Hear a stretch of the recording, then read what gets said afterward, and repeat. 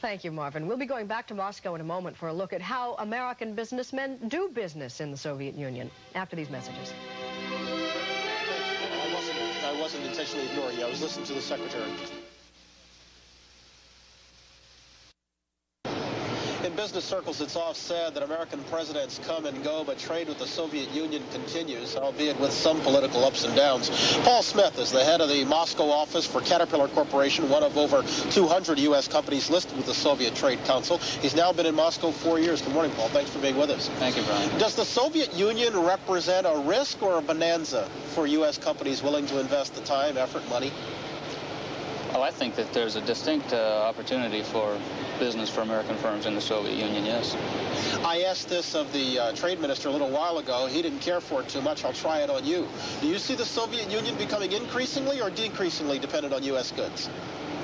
I would suggest that they would not become increasingly dependent on U.S. goods per se, but they would have a need to supplement their own manufacturing capabilities with sources of supply other than simply their own internal. What do they most want from us?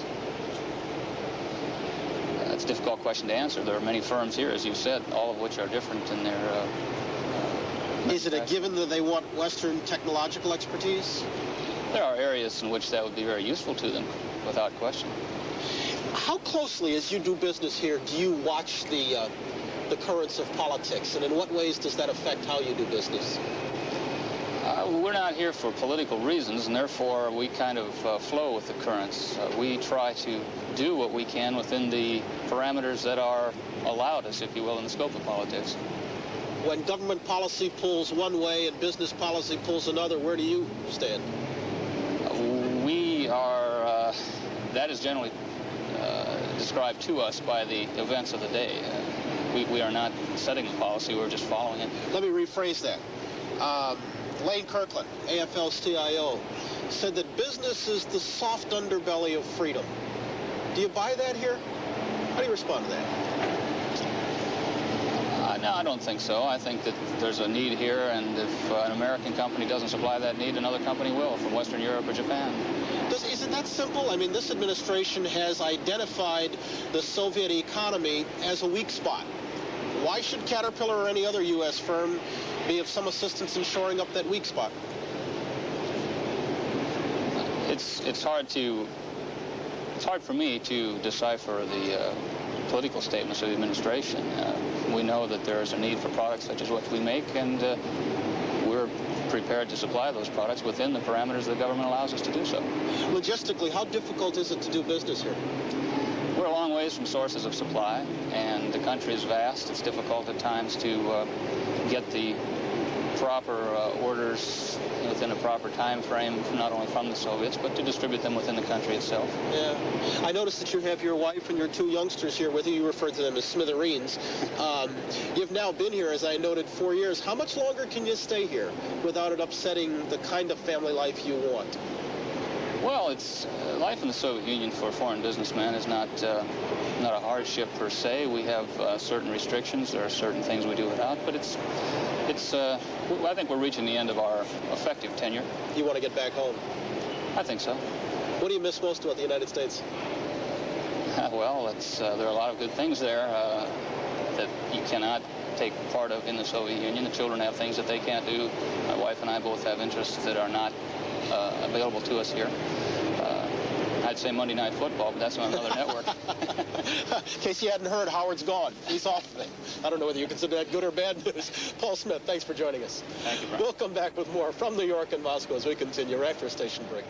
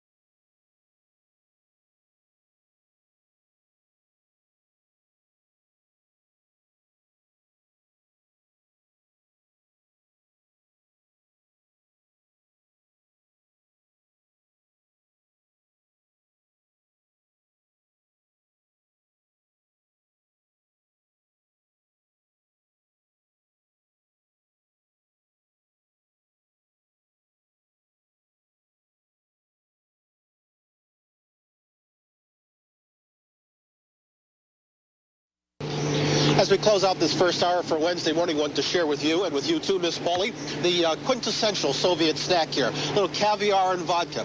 The caviar here is produced to the tune of about 3 million pounds a year. It comes in, of course, the black and the orange salmon roe right there. These little babies, by the way, would sell for about $40 per back in the States with a little bread. And there are 15 varieties of vodka over here. You can get it lemon flavored, you can get it pepper flavored. Jane, you really ought to be over here. This stuff is terrific. Is it carbonated? We happen to what, the vodka? Yeah, we happen to have a bottle here, Bryant, which we bought in New York yesterday. A bottle? A bottle. We couldn't afford much more. This stuff costs money, you know. About $12.45 a fifth for the vodka, and 1 ounce of caviar here, Romanov caviar, was almost $15 itself. Well, a bottle here of Stoli is 4.67 rubles. That translates to about $6. And Jane, I want to show you a pretty picture real quickly of St. Basil's Cathedral. Look at that nice shot George Paul is giving us.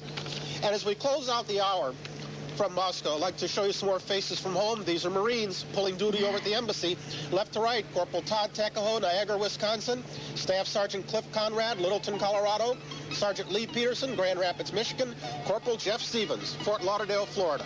Pulling embassy duty here. We'll come back. Another hour to go after a station. We're back, and you're taking a look at Lenin Hills. Back before 1935, it was called Sparrow Hills, and it boasts the finest view of Moscow. It's one of several traditional locations throughout this city, visited often by newlyweds.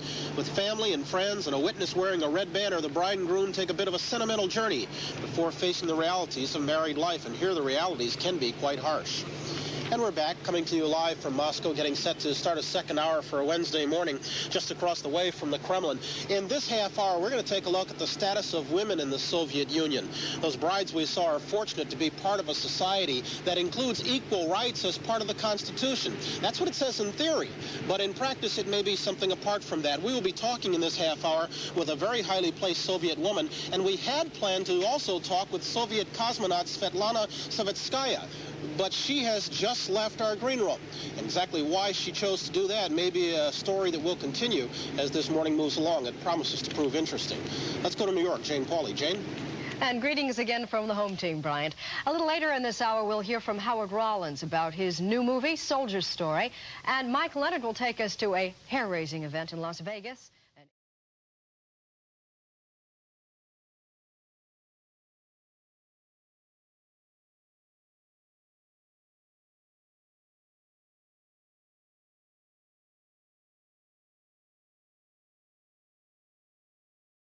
The population here in the Soviet Union, but a greater imbalance exists here, and it's apparent on every corner, everywhere you look.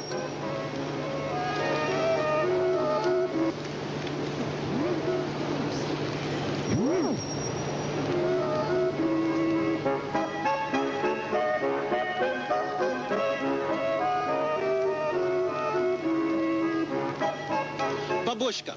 It literally means grandmother in Russian. They are an institution here, an institution that is dying slowly. By conservative estimates, 20 million people were killed in the Soviet Union during the Second World War, most of them soldiers who left wives, daughters, and sisters behind. Some of them, babushkas today. As a result, 53% of the population is female, a gap that won't tighten up until the next century. Many women in the United States would like the Soviet Constitution in its pronouncement of equal rights for women, but reality here bears little resemblance to the legal paper. Most all women work, but they don't get paid equally. Many are professionals doing double duty. But the man is still the boss here, and the Soviet Union is still basically a patriarchal society. Women are expected to keep job and the home in order, and of course be the one to stand in the ever-present shopping line. But when it comes to flexing political muscle here, women are pretty weak. They make up 1/3 of the Supreme Soviet, this country's parliament, but there is not one female in the Politburo where the real power rests. With us this morning is Zoya Zarubina. She is a babushka, a grandmother, and a board member of the Soviet Women's Committee. Good morning and welcome. Thank you for joining us. First of all, what can you tell us about why the other guest that we had scheduled, cosmonaut Svetlana Savitskaya, left us? I really don't know. I was just standing in the corridor with her. She got a telephone call and she was called out. Probably she'll come back. I don't know. Has it anything to do with the strong possibility that we're going to ask her about the health of Konstantin Chernenko? She was with him the other night.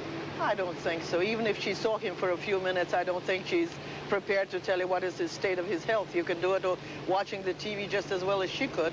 That's my point of view. The wires are claiming he's back in a clinic, a hospital, for treatment of a respiratory ailment. You saw him the other night on television. I have no idea in what clinic he is at the moment. Neither do I know where is Mr. Ronald Reagan at the moment, do I? They're all people of age, so probably they do need some medical checks up and sort of treatment. That's all I can say about that. Let's talk about women in society then. I think that would be a nice idea. Soviet society. The Constitution, as I noted, calls for equality. It doesn't call, it guarantees equality, which is different. Do you think it exists here in the Soviet Union? I don't have to think, I know it exists. Because first and foremost, what you said right now, women in my country get equal pay for equal work, which many of you women don't. Yes, but... So it's not the question of equality and power, whether you're in Politburo or not, you see? But we have equal rights, and that is good enough. But it is noted here over and over that women doing equal work as men are not paid in equal amounts. That is not true at all. You got all your checks wrong. That's all. Let me ask you this. Why do we see no women on the Secretariat of the Central Committee? Why do we see no women on the Politburo? Well, you see, that doesn't really mean if they're not there that they're not equal in life, in everyday life. That alone does not show how very powerful that is. And if you women are on your board in the Republican Party or the Democrats, it doesn't mean they get equal pay. Women see, there are different levels, I would say, of these things. Let's take another point of view right now. Let's take another point. You can listen in as we go back to New York and Jane Pauley. Good. Is Dr. Julia Zaks, who left the Soviet Union 5 years ago with her 2 sons and has resettled in Indianapolis, where she is a chemist with AT&T Consumer Products. Her husband, a physicist, is still in the Soviet Union, unable so far to get an exit visa. You've been listening to the discussion in Moscow. Does it ring true? Certainly she was standing on some official point to reject anything discussable. Of course, it's a strange situation where at the high positions you wouldn't see no one woman in the Politburo or high committees. And from the other hand, on the roads, we just seen now how many women working heavily, hardly in the construction business, physically. And so far here in America, I haven't seen on highways no one woman working physically. Are American women as emancipated as you expected they would be? I think they have all opportunities to be, if they want to. They really want to. I don't see any restrictions to get anything here, being a woman. Society maybe didn't used to the fact that women would be everywhere, but it's not one day, overnight thing to change. But equality is the law in the Soviet Union, and it is not necessarily the law, at least in the Constitution of the United States. But on myself and on other women I have seen around, I don't see that they couldn't get it here. I don't care what is written in the Constitution, because